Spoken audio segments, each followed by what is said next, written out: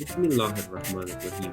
हर वो कलाम कि जो हम नमाज में पढ़ते हैं वो तीन हालतों से खाली नहीं है, या वो कुरान है, या वो दुआ है, या वो जिक्र है। एक बात का ख्याल रखें कि इन तमाम अज़कार को उस हालत में पढ़ना जरूरी है कि जब आपका बदन सुकून की हालत में हो और हरकत न कर रहा। फकत एक जिक्र जो हम हरकत की हालत में पढ़ सकते हैं वो उस वक्त है कि जब हम सजदे से क़याम की हालत में आ रहे हों।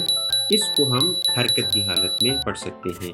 एक अमल कि जो बहुत सारे लोग अंजाम देते हैं जिसकी तरफ हमारी तवज्जो नहीं है, वो ये है कि रुकू को अंजाम देने के बाद जब हम खड़े होते हैं तो हम समी अल्लाहु लिमन हमिदा कहते हैं। बहुत सारे अफराद ये समझते हैं कि ये जिक्र हरकत की हालत में पढ़ सकते हैं, जो कि काबिल कबूल नहीं है। और ऐसा नहीं है, बल्कि आप पहले खड़े हो, आपका बदन सुकून की हालत में हो, फिर आप इस जिक्र को पढ़ें और सजदे में जाएं। बाकी नमाज के अफ़आल मसलन अल्लाह अकबर कहना, नमाज के दौरान इसको मुतलक जिक्र की नियत से कहें, ताकि अगर हालत हरकत में ये जिक्र आपसे अंजाम पाए तो नमाज में कोई मुश्किल पेश ना आए। लेकिन अगर इस जिक्र को नमाज के जिक्र के तौर पर अंजाम दे रहे हैं तो फिर हतमन आपका बदन सुकून की हालत में हो और उस हालत में आप इस जिक्र को अंजाम दें। बदन के सुकून से मुराद फ्रीज होना नहीं है, बल्कि अगर इस हालत में आपकी उंगलियां हरकत में हैं, इससे